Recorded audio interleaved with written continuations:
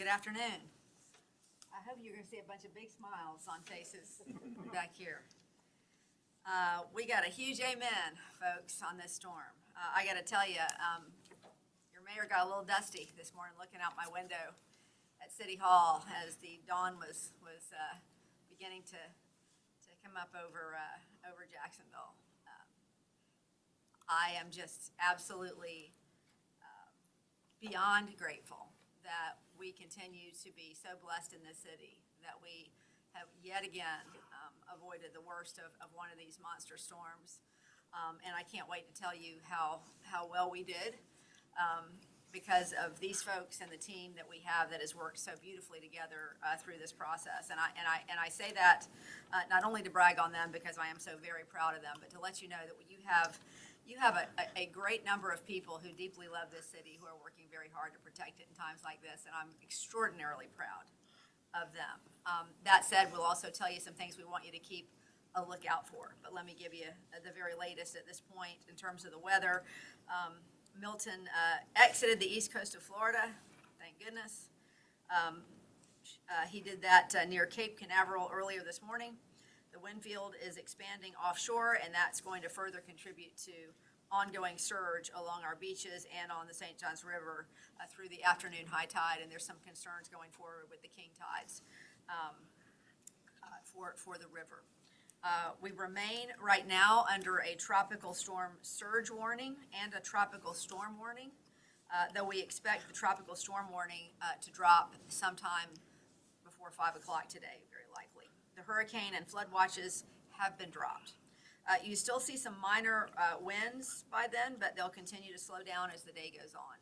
You're already seeing a precipitous drop off in most places. And marine conditions at the beach will remain dangerous. So our mayors at the beaches once again ask us to please remind you to stay out of the water today and tomorrow. There is still a risk of tidal flooding today between 1 and 5 p.m. when it's high tide. The highest risk is in the same suspects we have that flood sometimes even on a sunny day, okay? So San Marco, Riverside, Southampton, you need to stay alert if you're in one of the typical flood zones. To be clear, we are expecting road flooding primarily at this point. If you are in a particularly low-lying building structure that is in one of those places that floods, keep an eye on it and be aware. The flood water could get close to it. But what we're primarily expecting you to see is some roads that have to be closed off. And again, we're asking you to be very, very careful about driving through any flood water that you can't tell how deep it is. You don't know, and so we don't want to get into trouble there. We also anticipate the Kennight Drive area to flood between 3 and 5 today as well. With that in mind, residents can take the special shuttle to the Legend Center throughout today. Pickup is every 15 to 30 minutes, as it has been at Moncrief Road and Kennight Drive. Street flooding, as I said, will continue Friday afternoon and into next week during high tides as water from central Florida moves up the river, and it comes our way because of those approaching king tides. All right, impacts. We are, as I said earlier, extraordinarily fortunate here in Jacksonville compared to the neighbors to our south in the Tampa Bay areas and the hardest hit parts of Florida. I hope that you will continue to keep them in your prayers. A lot of devastation down there, a lot of devastation. As of 11 a.m. this morning, our teams are reporting here in Jacksonville 435 power outages. That's amazing. I want you to understand that's amazing. Hopefully you recognize how amazing that is. It was at 13,761 at peak around 3 a.m. Overall, though, JEA has restored 39,000 outages during this process.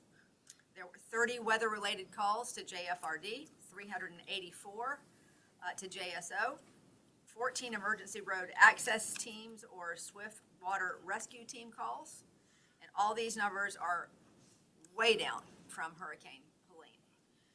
So there's some speculation among this group that Helene actually, as awful as it was here, did us a favor and cleared a bunch of stuff out. And since we didn't have the rainfall we were initially expecting, we ended up with a much better scenario. Our 6 shelters had 777 people sheltering at our peak. Did I say 600? I meant 777, if that's not what I said, 777.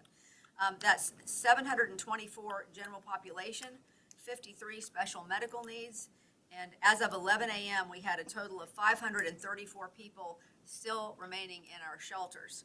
A lot of those folks came up, or we don't know how many actually, I shouldn't say a lot. We know a number of those folks came up from other areas that were hard hit by the storm. So the shelters are going to remain open, especially for that reason, until 8 a.m. tomorrow morning. Then we're going to start to close them down by noon tomorrow. Folks are obviously free and welcome to stay or go at any time they think is appropriate. EOC, Duval County Emergency Operations Center, is going to remain fully activated today as we keep shelters open and have water rescue teams on standby with street flooding that we expect this afternoon. Our local state of emergency will end on Friday at 5 p.m.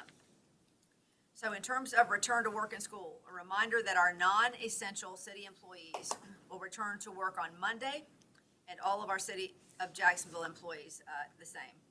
The same is true for all of our constitutional officers. Duval County Public Schools will be fully operational on Monday, but it was already a scheduled teacher planning day, so they will be there, but students will remain at home on Monday. We are very grateful for the partnership with Dr. Bernier and his team on the shelters and the storm response. They have been absolutely invaluable and just heroes in this whole process. The City of Neptune Beach offices will remain closed on Friday. Atlantic and Jacksonville Beach will be open. So if you're in Neptune, closed, Atlantic and Jacksonville open. JTA routes are clear. They are reopened as normal bus service at 9 a.m. this morning. The only flood detour still in place right now is Route 19. That's Market Street between First and Orange near FSCJ downtown, but it is still running. The St. Johns River Ferry, Skyway, and Clay County Flex Magenta line will reopen tomorrow. On those tiger dams that you've heard so much about and that many of you were out at, we've heard a lot of good feedback from the beaches and the community on those tiger dams that were installed at the beach access points. But while we appreciate very much the excitement, we have gotten reports from our mayors out there that a lot of folks are standing on the dunes, which is trampling those sprigs that we just planted for the new sea oats. It's extraordinarily important that you stay off those dunes. If we want that beach-free nourishment to continue to work at its best, those things need to flourish, and people need to stay off of them as they're getting settled. So if you're going to go out and take a look, please stay off the dunes. As far as gas stations go, Gate Petroleum was working on reopening all of their stations as of early this morning. JFRD, I want to brag again for a moment on our ERAT teams. They're closing out tickets and they're going to remain in service through the afternoon. We're keeping swift water rescue teams in place for the street flooding we expect this afternoon, and they're working with the state on sending personnel to the hardest hit parts of Florida. In fact, I want to give you the latest on those teams that I told you we sent out yesterday. Those 12 teams that went out, they were in Ocala as a staging area until 2 a.m. this morning. They were sent out at 2 a.m. And as I told you, they are the elite teams of the state. So they were sent to the hardest hit area, which was determined to be Treasure Island, which is one of those little barrier islands that borders Sarasota. And they are there now clearing roads and doing their best to rescue folks that are there. So really so incredibly grateful to them. JSO last night, there were no conditions that caused us to close the bridges. Today, JSO has traffic units on standby to shut down any flooded streets this afternoon. They're also working with the state on support requests to help down in Central Florida. As far as Public Works is concerned, they are monitoring the tiger dams and pumps during the flooding that is expected this afternoon. We still have those pumps in place in San Marco. We still have the tiger dams in the areas that we already told you about. The tree crews are currently working 17 tickets. In comparison, there were 293 of those in Hurricane Helene.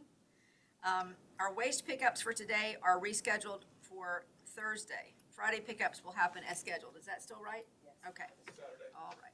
Very good. That's today. Thursday, Saturday. Waste pickups for Thursday are going to be Saturday. Okay.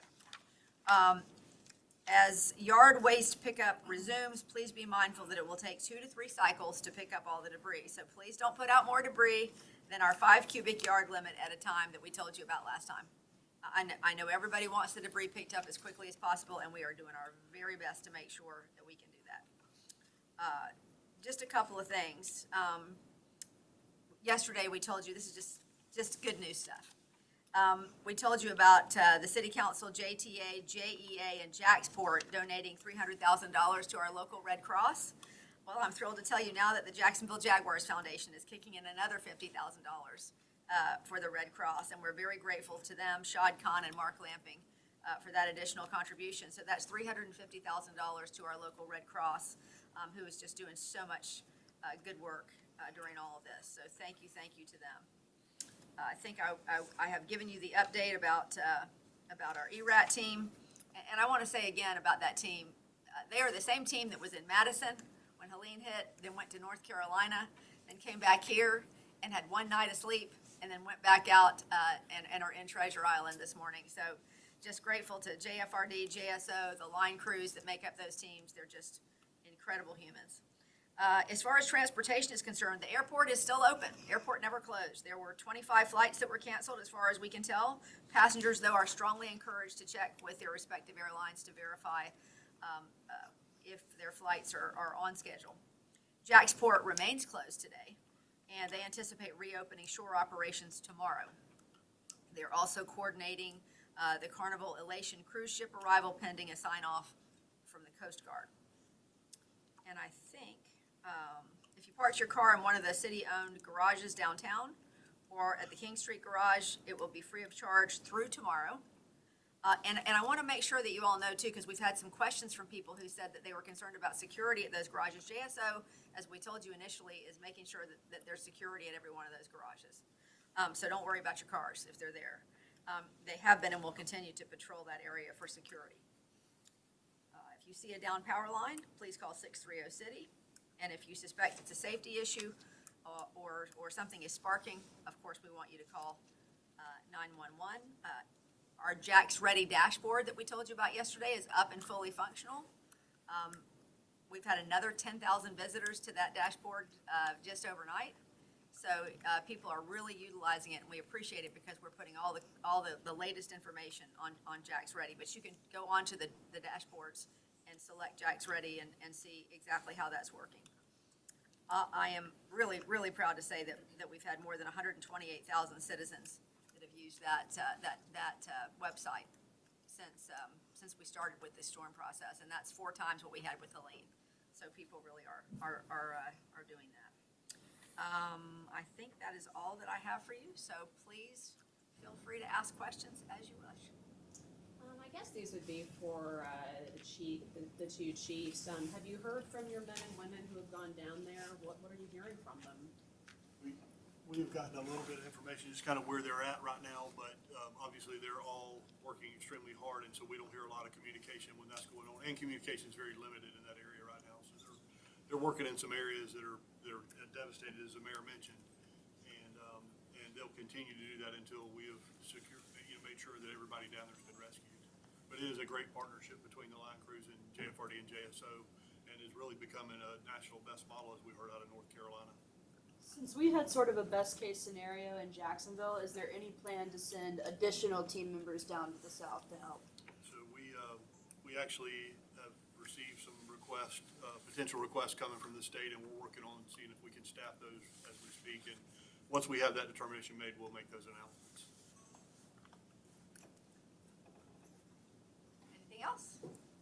All right, folks, thank you very, very much. Appreciate your time and attention and your help in disseminating all this information. Glad that we had the scenario that we had. Always grateful and very mindful of what the folks down in Central Florida are dealing with. So thank you again, and this will be our last update of this storm here. Okay, thank you so much.